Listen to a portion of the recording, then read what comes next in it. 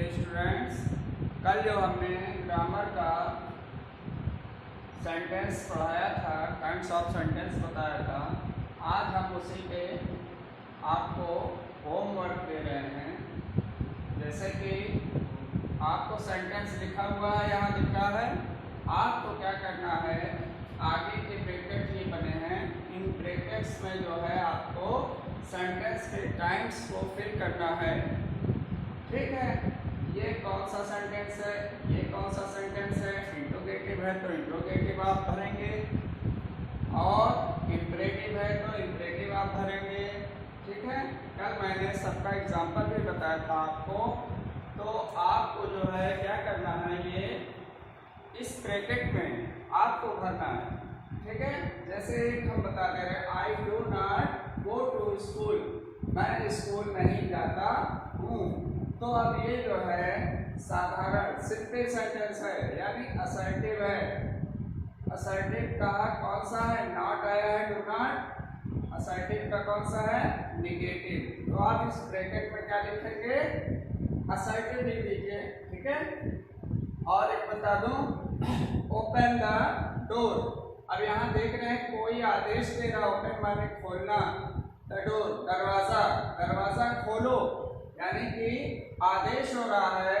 और हमने बताया था जिसमें आदेश दिया जाए, सलाह दी जाए, आदेश दिया जाए, वो कौन सा सेंटेंस होता है, वो एक्सक्लेमेटरी सेंटेंस होता है, सॉरी इंपरेटिव सेंटेंस होता है।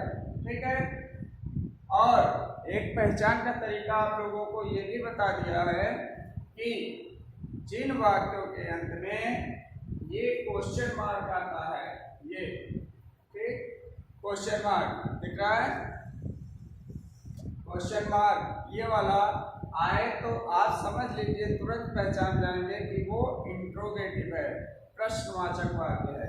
और ये आए मार्क अगर ये वाला, तो आपको समझ जाना चाहिए ये जो है आपका एक्सक्लेमेटरी सेंटेंस है। ठीक है, अब इसको आप लोग कॉपी पे नोट करके यहाँ पे आप लोगों को फिल करना है, अपने आप ही फिल करेंगे। ठीक है, कंप्लीट। अब आगे बच्चों हम देखेंगे, हमारा टॉपिक है the parts of speech. Parts of speech यानी कि स्पीच जो होती है, स्पीच कोई भी बात जब बोली जाए पूरी तरह से, तो उस बात में आपको कौन कौन से पार्ट्स मिलेंगे, ये हम देखते हैं पार्ट्स ऑफ स्पीच। तो पार्ट्स ऑफ स्पीच में जो होता है, ये 9 टाइप होते हैं। कौन कौन से होते हैं, आगे एक एक करके हम आपको समझाएंगे। ठीक है, तो आप क्या लिखेंगे, पार्ट्स ऑफ स्पीच में there are 9 kinds of parts of speech. There are 9 kinds of parts of speech.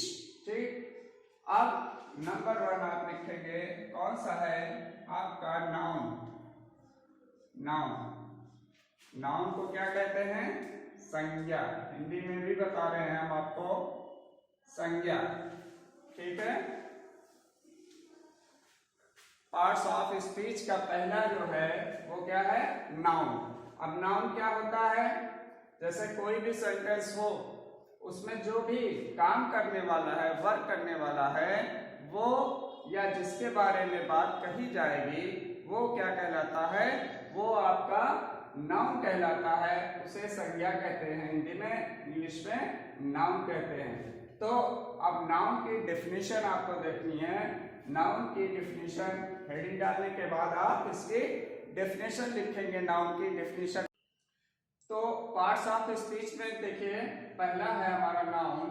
अब ये डेफिनेशन इसकी हुई, नाउन किसे कहते हैं, a noun is the name of a person, place, verb, state. State means condition, हालत, किस अवस्था में है, क्वालिटी और थिंग।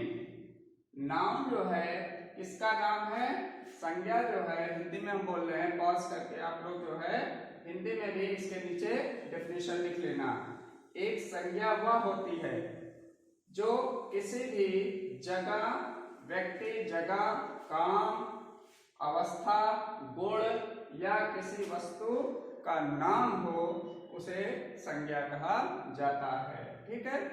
अब ये नाउन जो होता है, थिंग जो होती हैं, नाउन जो होता है ये कितने काइंड्स का होता है? काइंड्स ऑफ नाउन क्या है? दूसरी हेडिंग आप डालेंगे काइंड्स ऑफ नाउन।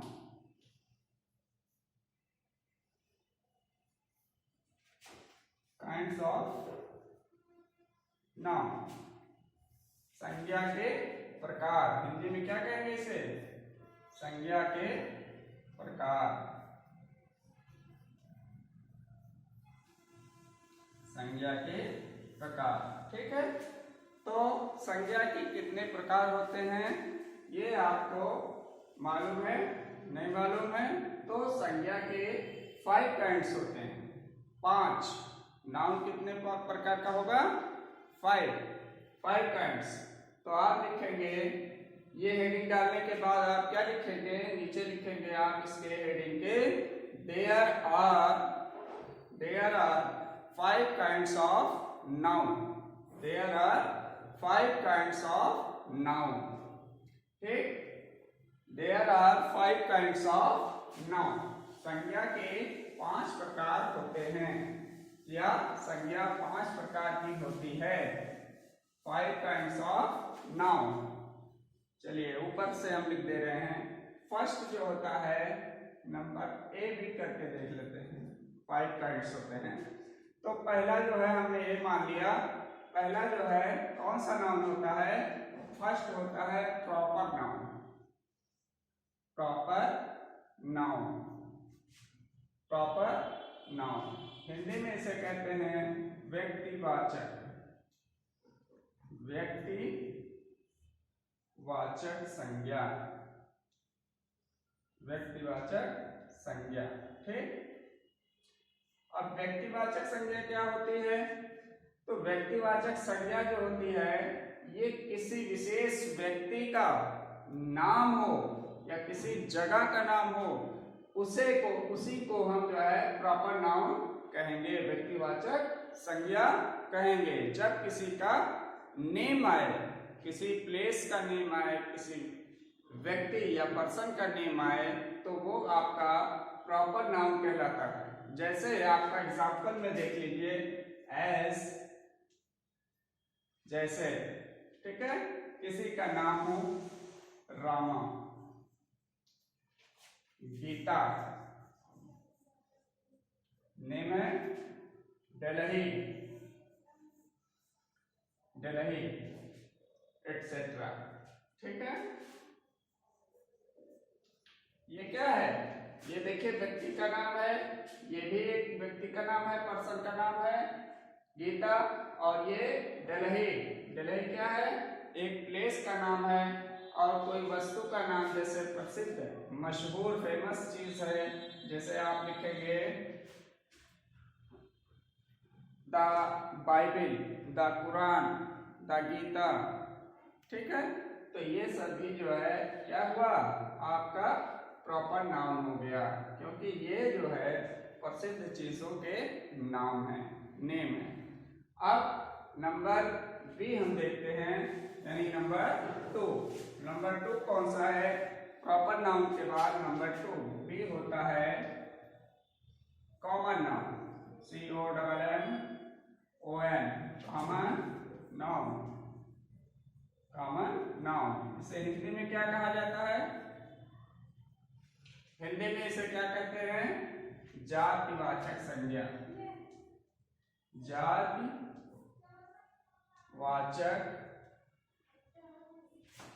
संज्ञा। ठीक। जातिवाचक संज्ञा क्या है? जातिवाचक संज्ञा का मतलब ये होता है, कॉमन नाउन का मतलब ये होता है, जो ऐसी चीजें जो अपनी होल कास्ट यानी अपनी पूरी जाति को एक्सप्रेस करती हैं, व्यक्त करती हैं, जिनसे कि उनके पूरी जाति का एक्सप्रेशन होता है, केवल एक का नहीं। जैसे हमने काऊ कह दिया, गाय, ठीक, बॉय कह दिया। अब काऊ जब बोला हमने तो सारी काऊ आ गई, ठीक, काऊ में जितनी गाय हैं सब आ जाएंगी। बॉय बोला लड़का, तो लड़के में जो है सारे लड़के आ गए। किसी एक लड़के का हम अगर नेम ले लें, किसी एक लड़के को पुकार लें हम, राजू, बबलू, राम, रमेश, तो ये क्या हो गया, प्रॉपर नाउन हो गया, चूंकि हमने एक को अलग से बुला लिया। अब यहाँ पे फर्क क्या हो गया, यहाँ पे हमने सिर्फ बॉय बोला। इसका एग्जाम्पल क्या है, एज पे देखिए, बॉय, ठीक। अब बॉय जब हम बोल दिए तो बॉय का मतलब क्या हुआ, लड़का, ठीक। अब बॉय जो है ये लड़का, लड़का जो है जितने भी लड़के हैं सारे लड़के इसमें आ जाएंगे। तो ये कॉमन नाउन जो है ये एक्सप्रेशन है किसका, the whole cost of anything, ठीक, उसे ही हम कॉमन नाउन कहते हैं। जो पूरी जाति को एक्सप्रेस करता है उसे हम जातिवाचक संज्ञा कहते हैं, ठीक है।